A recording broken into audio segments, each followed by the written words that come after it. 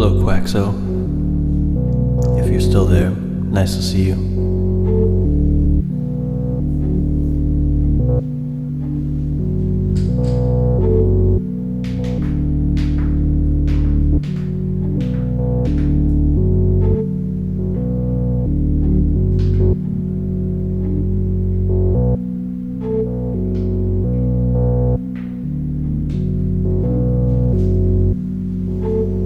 Wahooza, wahooza, wahooza.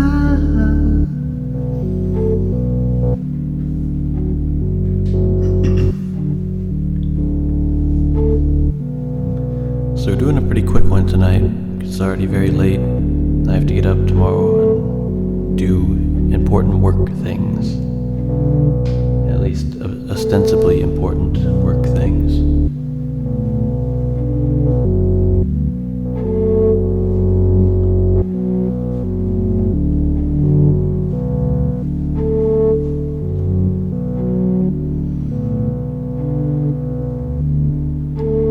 I'm in a bit of a reflective, contemplative mood tonight.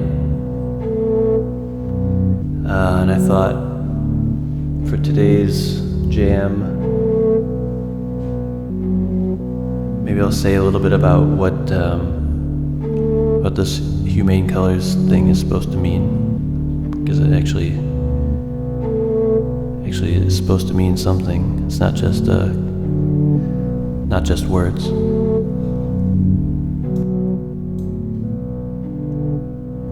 Alright, I just dropped the volume a little bit.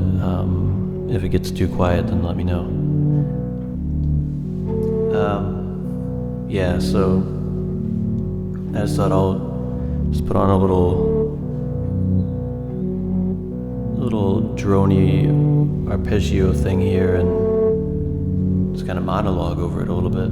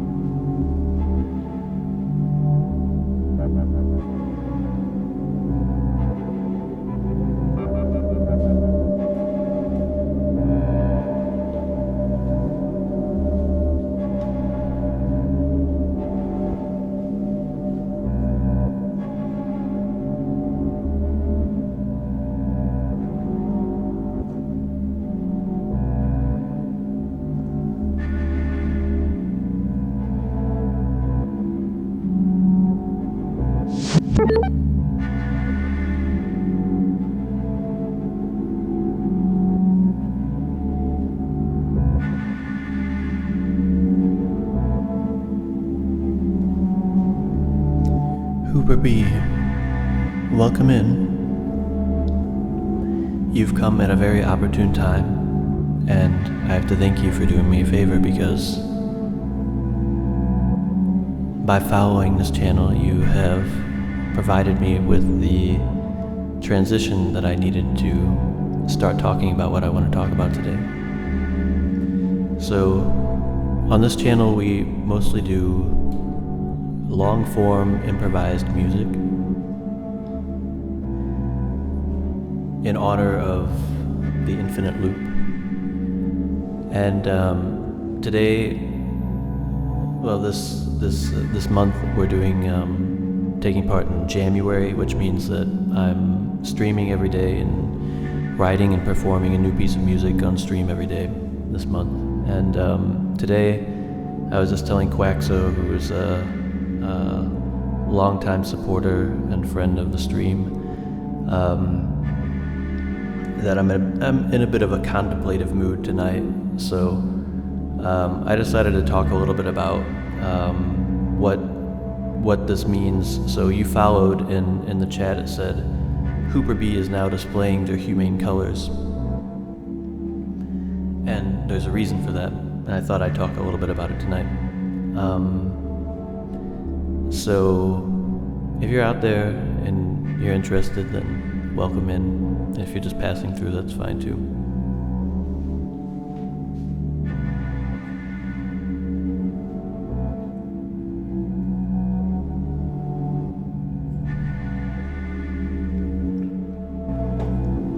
So where to begin? Quaxo, as you know, but as Hooper B or anybody else who might be watching this at a later date might not know, I used to stream also long-form improvised music under a different name, namely Bardic Perspiration, here on Twitch. And last year I decided to give up that channel and start this one. Well, to say I decided to do it is a bit disingenuous, because actually I would have rather just kept the same channel and renamed it. But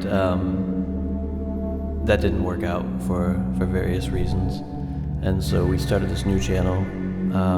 And basically, so what happened is that when I first made my Twitch account, I had never intended on streaming or anything like that. And the name Bardic Perspiration that I was using on my previous account was a name that I was using on various social media sites a couple of years ago, I guess by now over 5 years ago. And I was occasionally making some content for like Dungeons and Dragons stuff. And so Bardic Perspiration being a play on words on a well-known ability in Dungeons and Dragons, Bardic Inspiration. And so that was the reason why I made that account name there. But like I said, I never intended on actually doing anything with it. And then I was inspired during the pandemic by some great music streamers here on Twitch who did a lot to help me make it through the pandemic without losing my mind. Like Love You, Loves You, and well, not necessarily a music streamer in that sense, but a very inspiring stream nonetheless. Dandy Does It, and others, and also a big shout out to the Golden Shrimp Guild, which is a synthesizer group here on Twitch, with some very great musicians and very supportive people. And so all those people kind of conspired to inspire me to start streaming music, and so I did so, and just used that Bardic Perspiration name.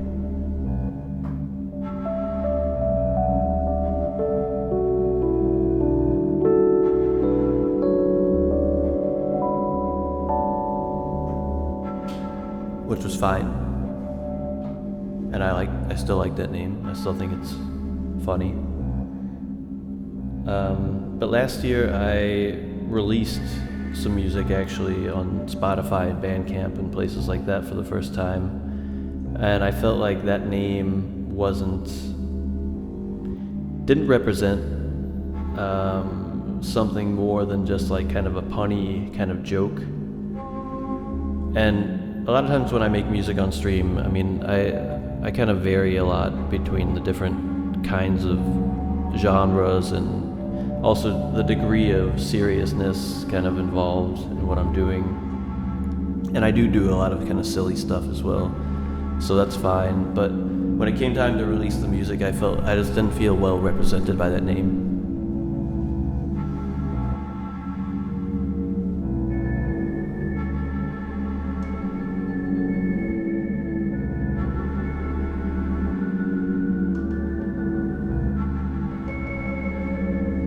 And so I started looking for a new one.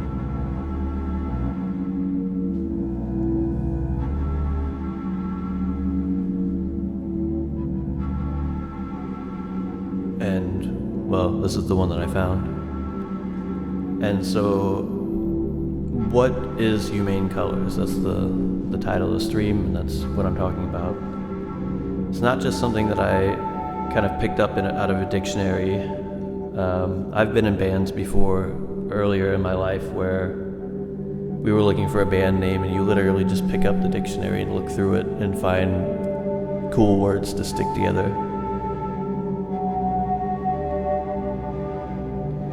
In this case, it wasn't really like that. And so, yeah, I just thought I'd say a little bit about what that means to me. So, when Huber B followed a couple of minutes ago, the chat said, Huber B is now displaying their humane colors. And so, what that means to me is, there's this phrase that people use to display one's true colors, right? So the idea that a person who displays their true colors shows how they really are, what they really feel, what they really think. And the basic idea behind humane colors and the idea of trying to display your humane colors is basically to say that there are certain aspects of who we are that all of us share in that we are humans.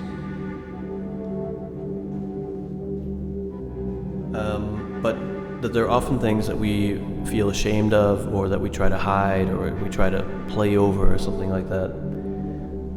And I think it's healthier for people individually, and also for people as a whole, to maybe not do that so much, and maybe to try to not be ashamed or not have to hide parts of our humanity that, you know, may be embarrassing, or maybe feel like a kind of weakness or something like that, or maybe are displayed or treated as being a kind of weakness, but rather to own those things, and to not be afraid to put them out there, and acknowledge them. So, I mean, that's kind of the basic idea, and I'll still say a little bit more about it.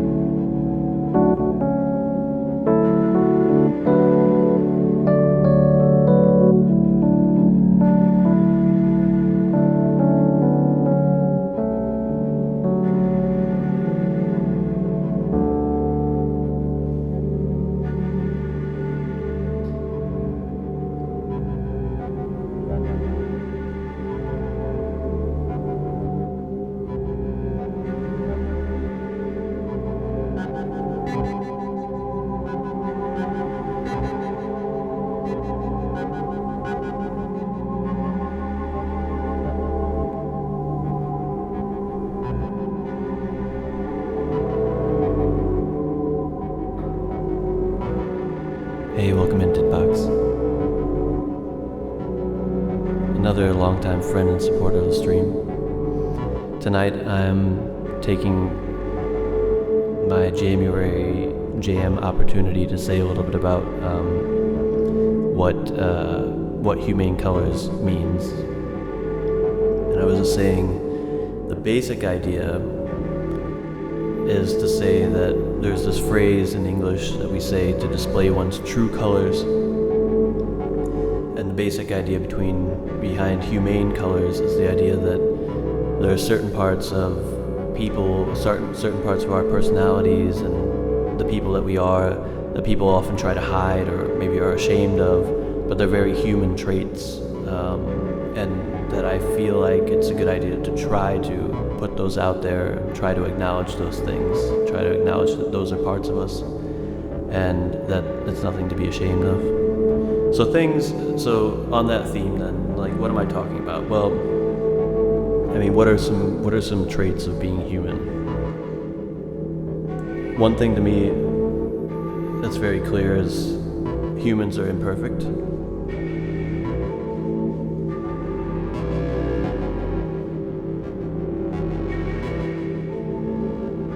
We make mistakes. We have to learn.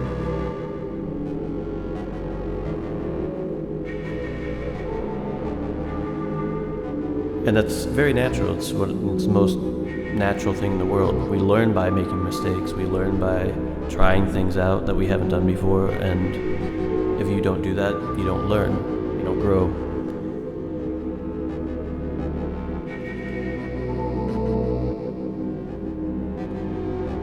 But, on the other hand,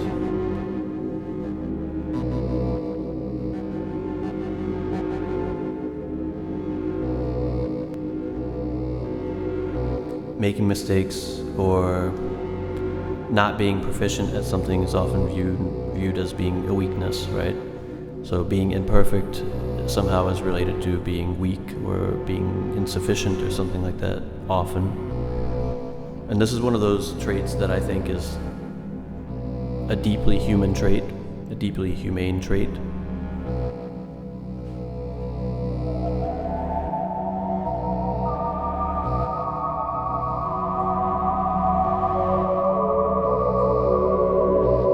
That we shouldn't be ashamed of and that we shouldn't try to hide, right?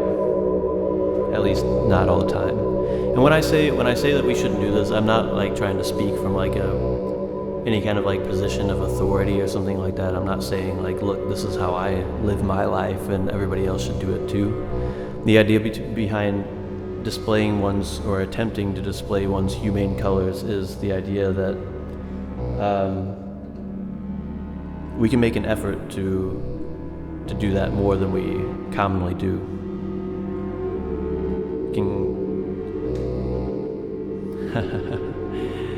Yeah, see?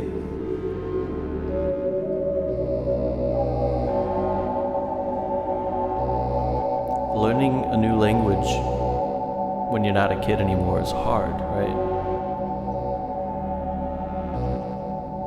Something that takes a lot of work. And it's also something that people are some people are better at it than others, right? Some people have to work really hard to learn a new language, and other people it just seems to kind of happen.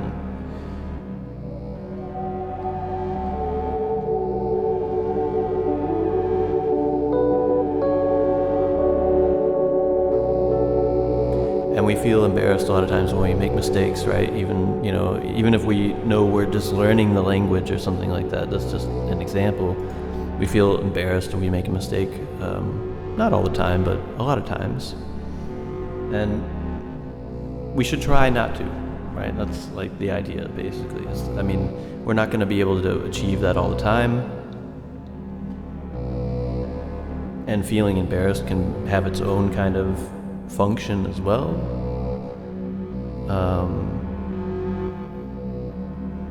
But really, it's not anything to be ashamed of. It's just that's part of being human, right? And so making mistakes, being fallible, being imperfect is one of those kind of very key humane kind of traits that I think we shouldn't try to hide. We shouldn't be ashamed of it and feel like we have to act like we don't have these imperfections or these inabilities or something like that. But it's okay to just say, look, there are a lot of things that I can't do or I can't do yet, and maybe there are a lot of things that I will never be able to do. And that's perfectly okay, right?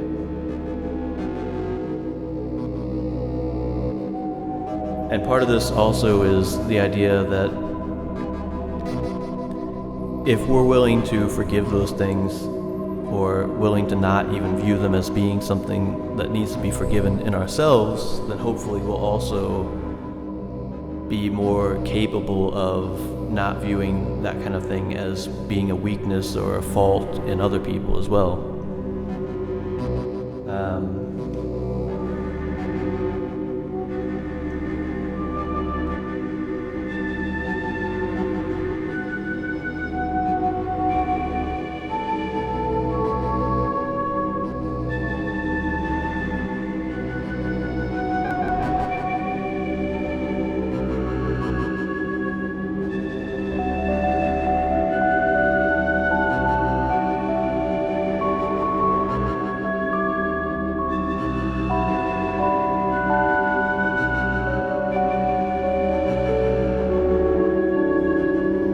So another trait that I think people have that they are often kind of ashamed of,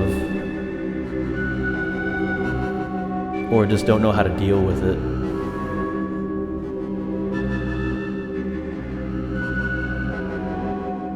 is just, it sounds so weird, but I really think it's true, like having genuine interest in things, right? So, and this is also partly just like a cultural thing, I think.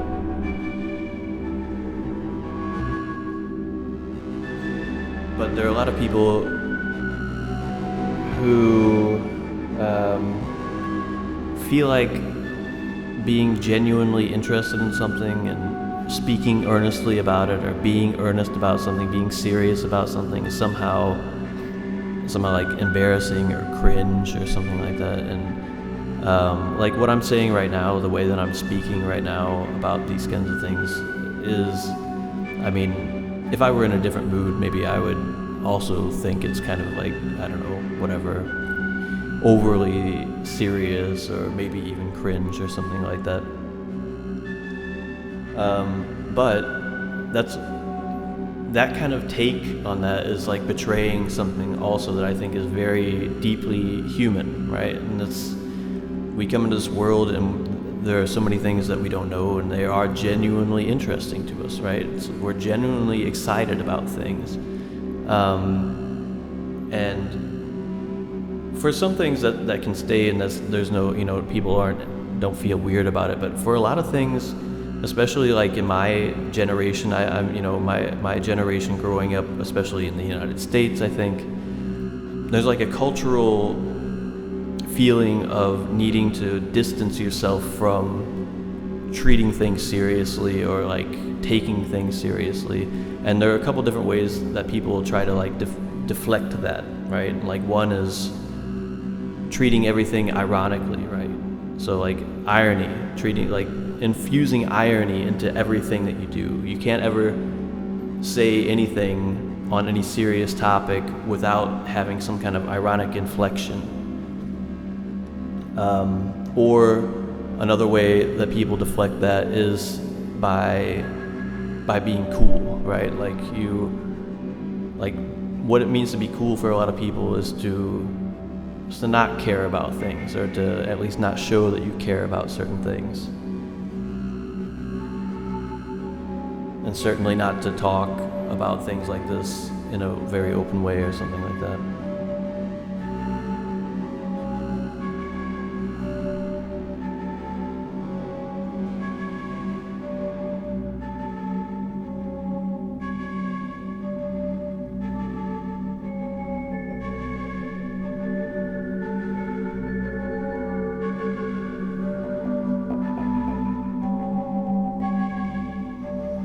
And I think part of what it means to try to display one's humane colors, among other things, is to be okay with not being cool in that sense, right? Like to not be too cool, to wear your interests and your desires and your loves and everything on your sleeve, right? To just put it out there, to not be embarrassed. Like there's this idea, to take an example, there's this idea of like guilty pleasures, right? So certain music, for example, that you like, but somehow you feel like you shouldn't like it, or you feel like you have to not tell people about that because it's somehow embarrassing that you like that music. But why, right? Like why?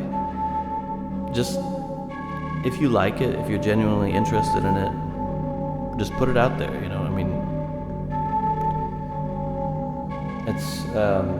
it's like very freeing, I think, to not be concerned about that. Although I also have to say, a lot of the things that I'm talking about now, I'm kind of talking about it like as if people had a choice, but I mean, often we don't have a choice, right? It just kind of happens. And even if we think it would be better to not view it like that, we might still do so anyway. So again, I'm not trying to say this is how I live my life and everybody else should do it too. It's an aspirational thing. The idea of trying to display one's humane colors means to try to remember to be open to that kind of thing, and to try to be more conscious about not hiding parts of ourselves, maybe from ourselves or from other people.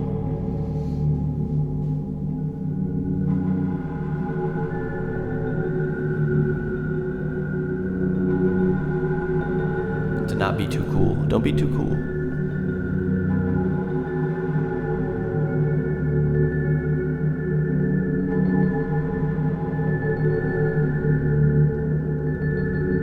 Don't be so worried about being cool that you betray yourself, right?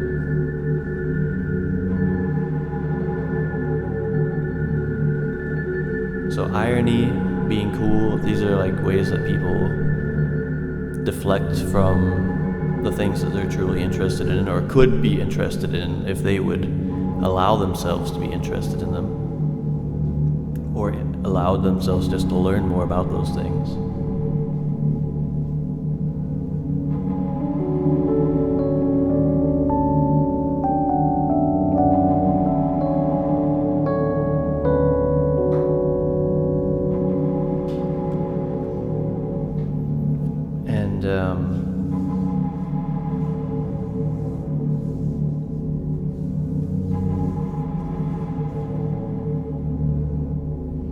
So the whole kind of like vibe of this stream, this idea of like making long form improvised music, has a lot to do with like this idea. I mean, it's not something that I'm constantly thinking about or something like that, but a lot of what I do here is at least kind of indirectly related to this idea of, well, for example, I mean, to bring it to back to like some of my own kind of insecurities or something like that.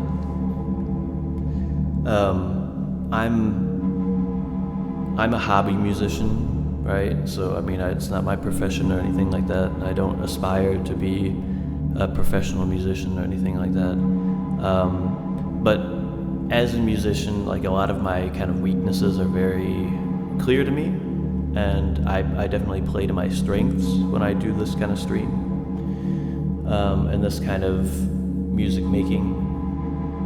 And despite the kind words that many people often tell me in chat, I know that there are a lot of things that I can't do, right? That I don't have the ability to do, and when I do these improvised streams, I mean, I make a lot of mistakes, like play wrong notes or do things that just don't, to me, sound good later on and things like that. And on the whole, I like the music that I make here,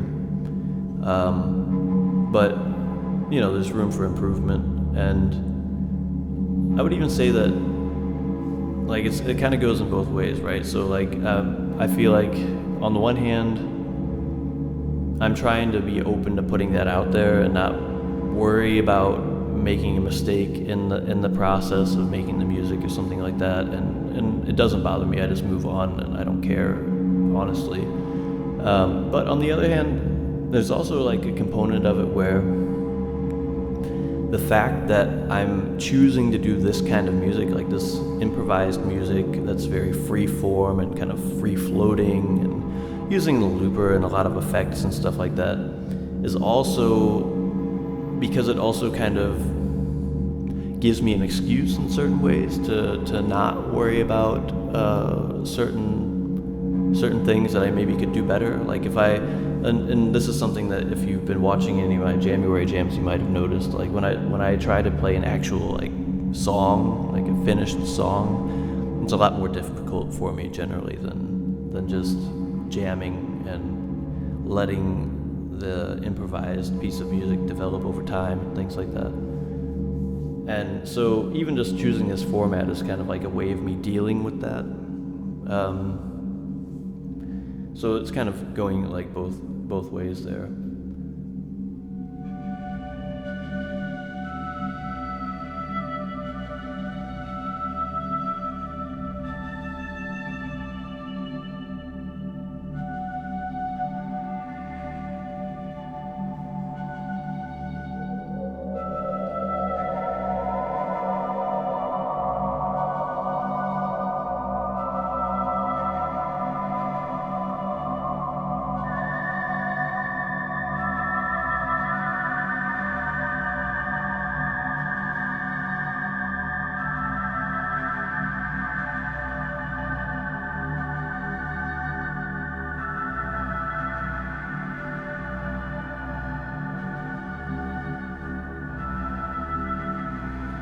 And so when the chat writes something, or when I sometimes remember to say it, it's something that I've actually been meaning to do, kind of like as a sort of tagline for the stream, which also in some way feels almost cheesy, but it's also part of something where I don't want to be too cool to do something cheesy, right? So that's fine. Being cheesy is fine sometimes. And just what we mean by cheesy, that's just like actually a negative connotation of just saying like being overly earnest, right? Or something like that. So being serious at a moment where levity feels more comforting, maybe.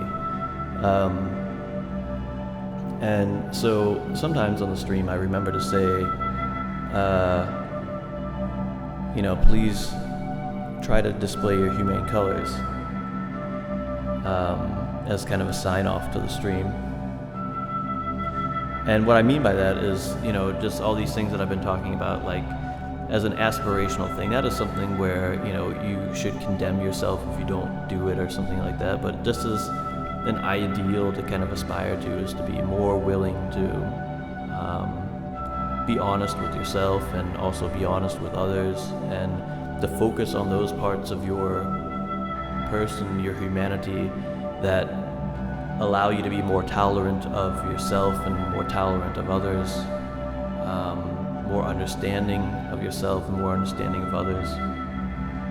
So to take those aspects of being human that often are the ones that we try to hide, and to kind of actively put them out there and cultivate them is kind of the idea. Didbox writes, yes, I know that feeling. Without live sequencing the loops, I would not be able to make music, first of all, because I only have two hands, and also because of my skills as a musician. Yeah. I mean, I feel very reliant upon my looper and things like that. I wouldn't be able to make the kind of music that I make here without using a looper and all that kind of things. And even then, I mean, when I would love to be more proficient at playing in the parts and things like that. Like if you look at some other live loopers, there are some live loopers out there that are just incredibly efficient at, they have an idea and they record it immediately with a perfect take, and so they're very fast. They keep things moving in their live streams if they're live streaming. and in a way that I would really like to be able to do. Like that's one of the things that I kind of aspire to, is to be able to move on more quickly and not spend a whole lot of time developing one certain part. But that's just kind of like because that's also what I'm interested in seeing. Like I just think that's very entertaining to watch and impressive as well. That's right, Don. The other part of what the stream is all about is basically the headband and the Spiegelhuhn, for sure.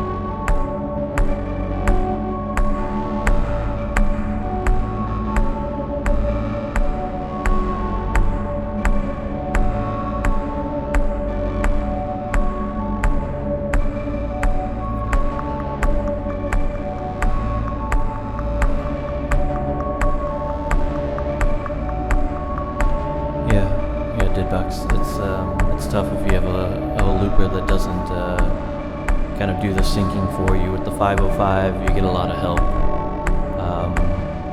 You don't have to worry about ending the loop right on time and things like that. It's a totally different kind of beast.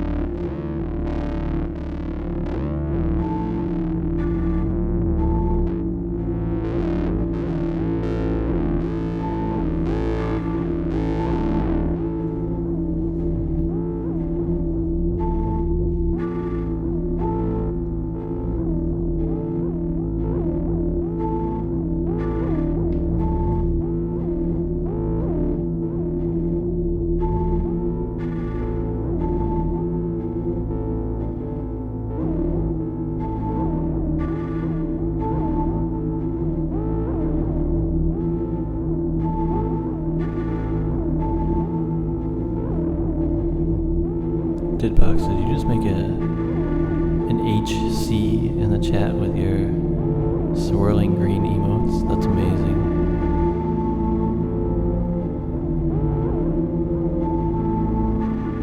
Thank you for that. I appreciate that. It's a piece of art. Yeah, the 505 can use a foot pedal to activate the current track to start recording and stop recording. I actually don't use one because one thing that the 505 does really nicely is you can have like the standard setting on it is you can have the metronome going basically, and you cue up the track that you want to record on, and it won't start recording until the beginning of the next measure, right? So right now we are in the tempo and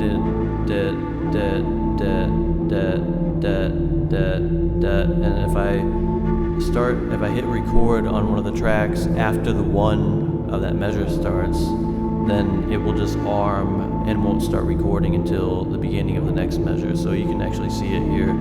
I'll press it here in a second, and you'll see when it starts recording. I'll put the metronome in the stream so you can hear it.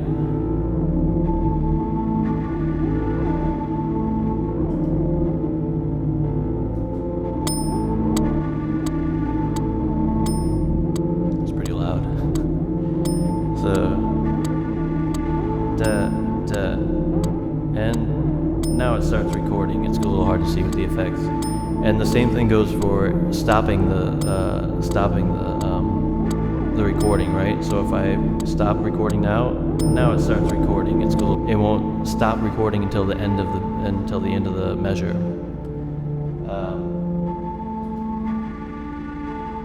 So that obviously is huge compared to using a looper where you have to stop it exactly on time, otherwise it won't get the loop right. And otherwise I wouldn't be able to do all this stuff. And so I don't need a foot switch. I mean, I eventually I would like to get one because it actually would be that would be a big help for a lot of the things that I do. But it does work without one fairly well, as long as you can kind of get over to where you need to play and get into position within one measure. And I think you can even adjust the amount of, like, I think you can have it give you a bigger lead-in time before it starts recording if you want.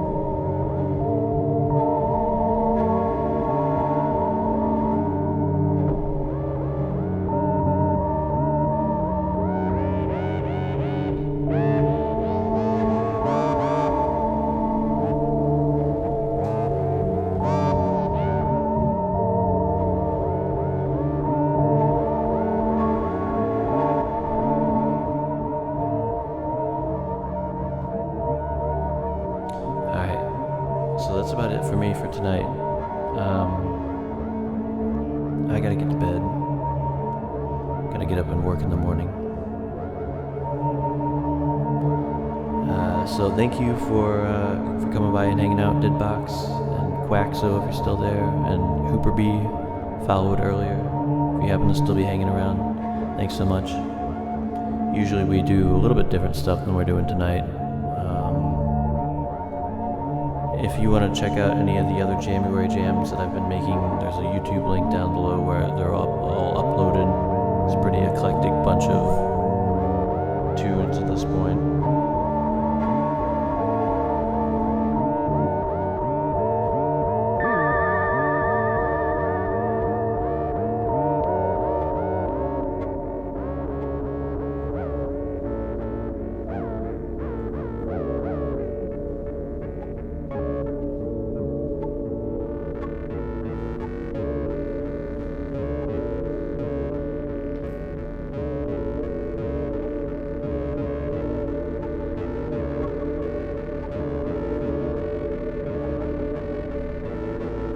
so let's go find a raid target, huh?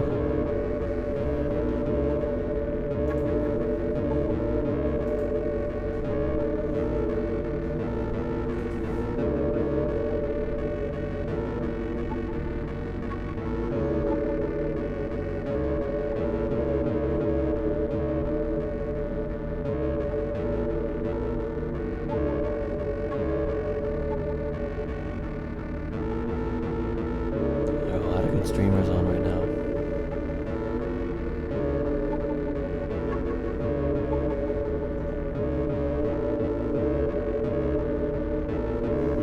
Alright, let's go head over to Mitchell Leonard.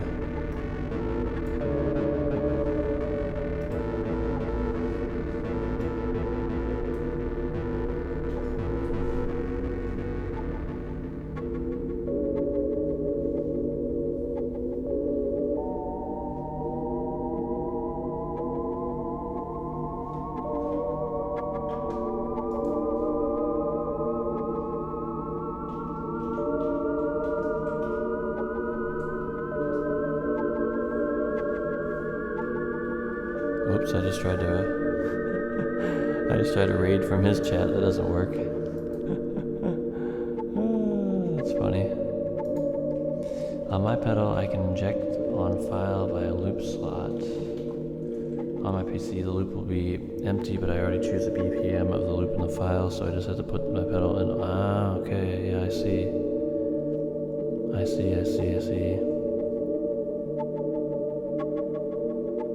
Okay, yeah, that's a lot better than I've used loopers before where you just have to press it right perfectly on the beat to start and stop it, and that's a harrowing experience. It's not great. Yeah. So, all right, we're raiding out with a whole 2 viewers today. I guess this wasn't exactly the content that people come to my stream to see, I guess. That's okay. Yeah, drifting is unfortunate. Sometimes even the 505 has a bit of drift, I feel like. But usually it's pretty solid. Alright, well.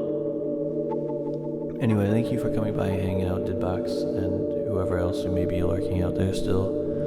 And, yeah, so I will see you around, and, well, you know, try to display your humane colors out there. And I will be back on tomorrow for another January Jam. You too, Deadbox. Take care.